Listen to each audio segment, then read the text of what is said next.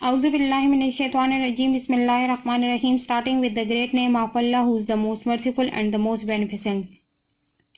Assalamu alaikum, dear student. Welcome to Physics Grade 9. This is the book of the Khyber Pakhtunkhwa textbook, Port Peshawar, and we have started the unit number 5, gravitation. And our last topic was the example number 5.5 and assessment number 5.5. In our previous lecture, we done the exercise of the unit number 5. That was exercise MCQs on page number 145, and our today's topic is the conceptual questions of unit number 5, gravitation. So let's start. Question number 1, conceptual question number 1 is,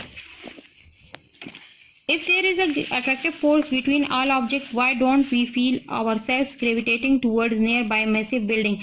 अगर हमारे law के मुताबिक जो हमारा law of universal gravitation है, that every object in the universe attract another object with the force that is the gravitational force, अगर उसी law के मुताबिक हमारे पास ग्रेविटेशनल फोर्स के मुताबिक दो ऑब्जेक्ट जो है वो एक दूसरे को अट्रैक्ट कर रही हैं, तो फिर हम क्यों जो है बड़ी बड़ी बिल्डिंग्स की तरफ अट्रैक्टेड क्यों नहीं होते?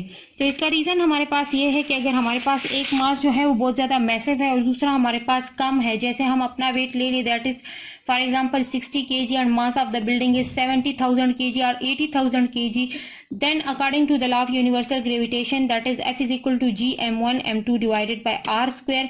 तो हमारे पास वहाँ पर क्या होता है कि वो फोर्स हमारे पास बहुत ज़्यादा कम होती है, अट्रैक्टिव फोर्स कम आती है, तो इस वजह से हम वो फोर्स क्या करते हैं, फील नहीं कर पाते. The answer is according to law of universal gravitation,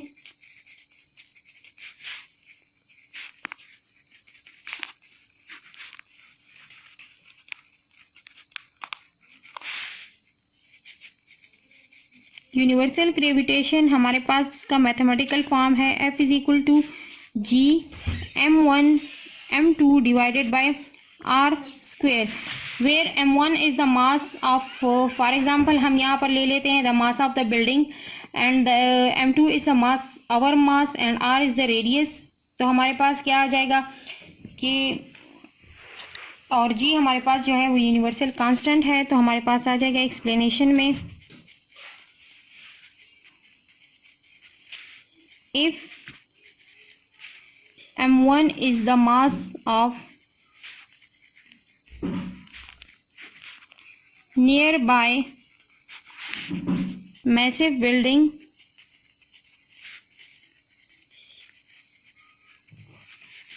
and m2 is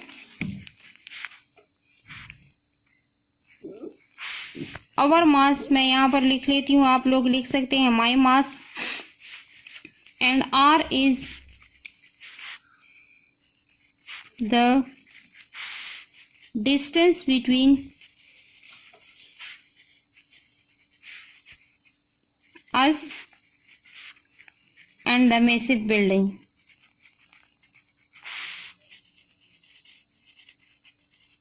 ठीक है, तो अगर हम ले लेते हैं कि m1 is equal to 70,000 kg,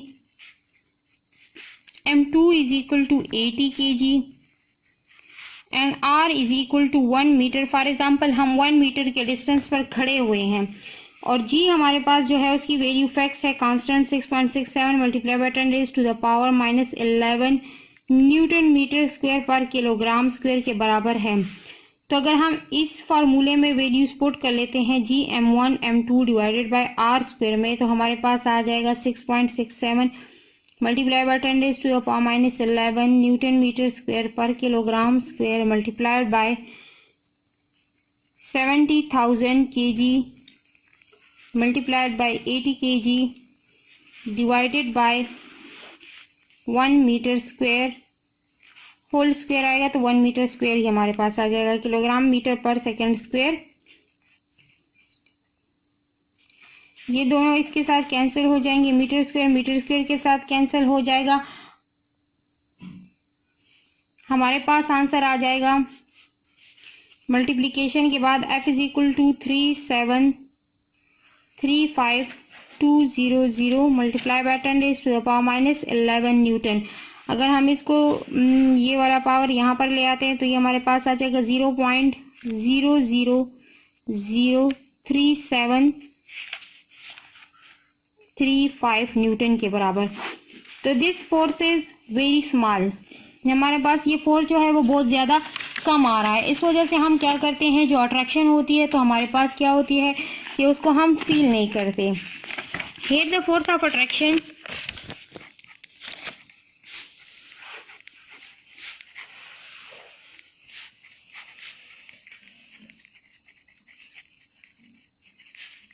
is very small, that's why we don't feel it.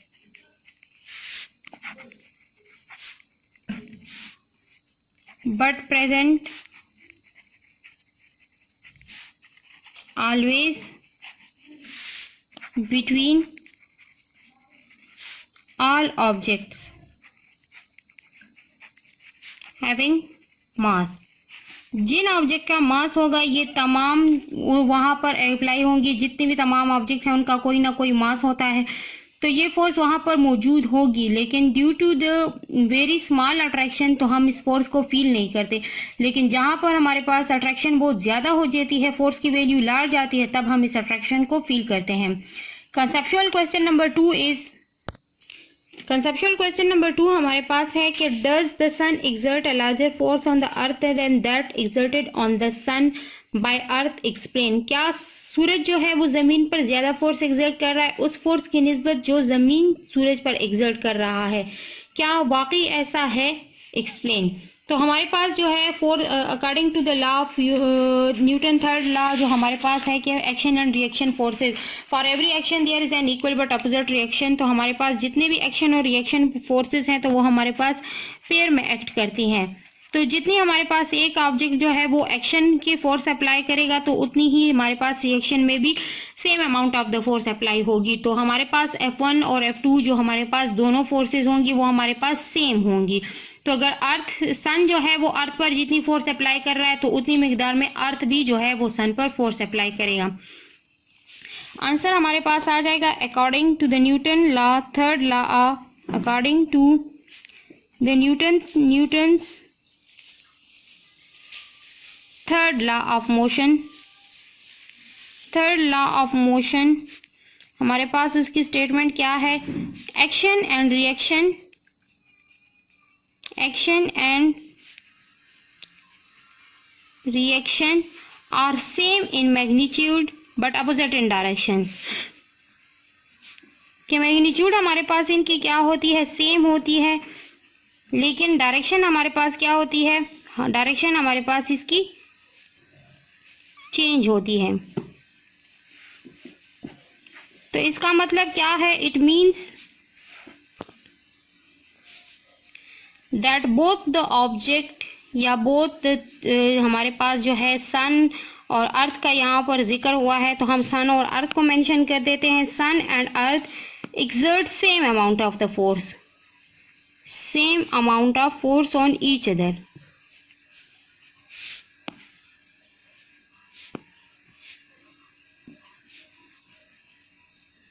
अगर हम यहाँ पर एक्सप्लेनेशन में लिखना चाहते हैं तो एक्सप्लेनेशन में हम लिख सकते हैं कि हमारे पास आ जाएगा कि let F1 be the force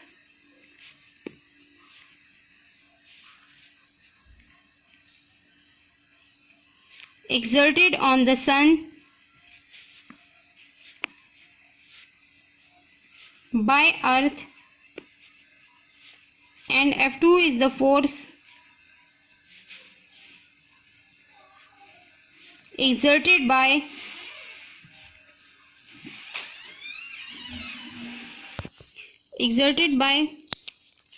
sun on earth।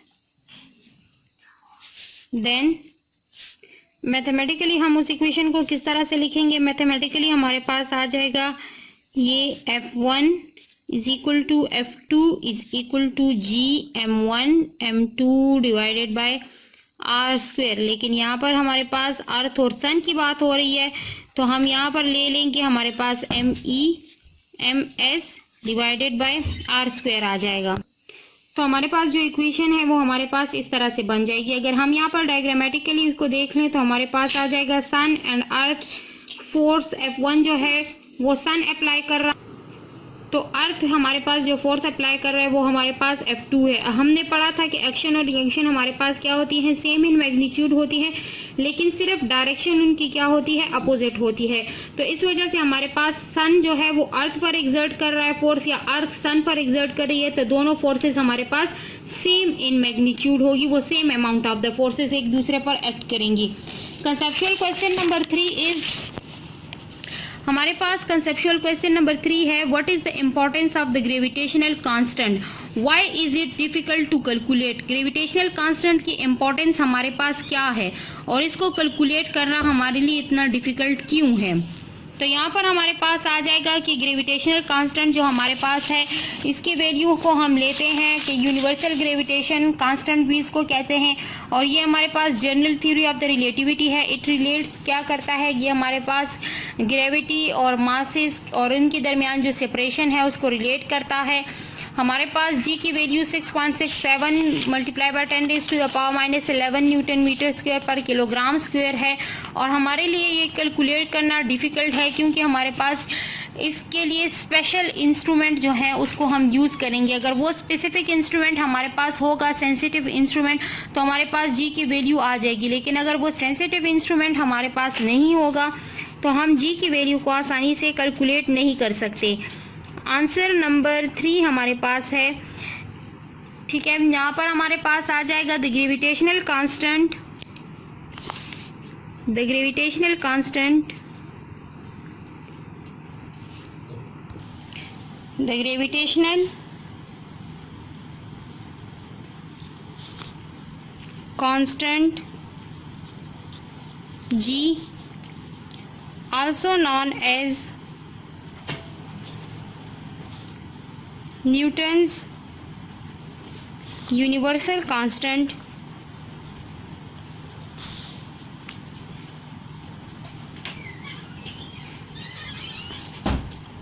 Constant और डिनोट करते हैं हम उसको जी के साथ। हमारे पास ये जो है हमारे पास एम्पेरिकल फिजिकल कांस्टेंट है, it is empirical physical constant,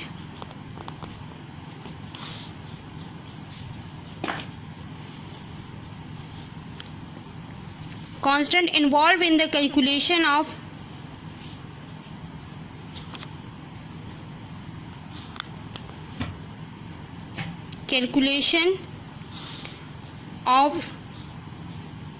gravitational effects in the Newton's law of universal gravitation।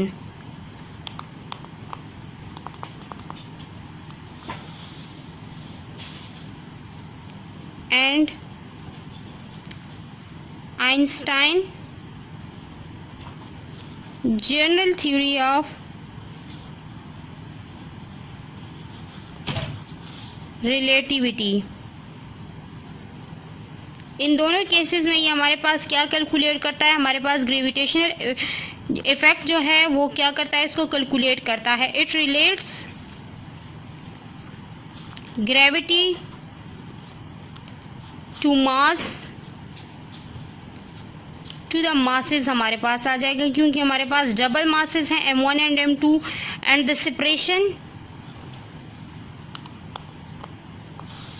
Of particles जो हमारे पास आर स्क्वायर है, जो हमारे पास डिस्टेंस है, इसकी वैल्यू हमारे पास है 6.67 multiply by 10⁻⁻11 newton metre square per kilogram square is the value of G. इसकी वैल्यू हमारे पास ये है, और इसको कैलकुलेट करना हमारे पास जो है वो क्वाइट डिफ़िकल्ट है। Sorry, the calculation of G is quite difficult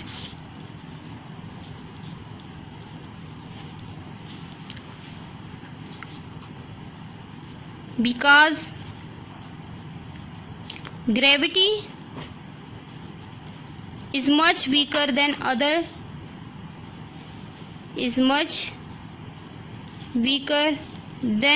fundamental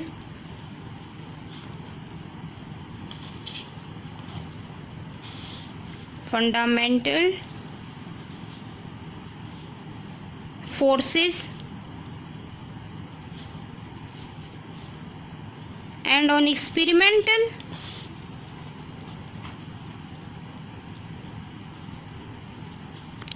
operators cannot be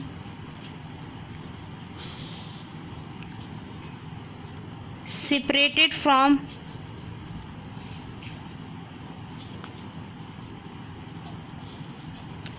the gravitational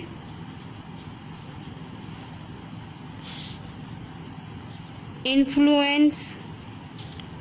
So a very sensitive device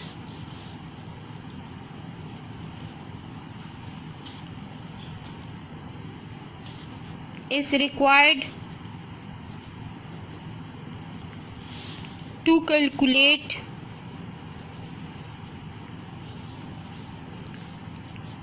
its value. That's why to calculate it भी हम लिख सकते हैं, that's why it is difficult to calculate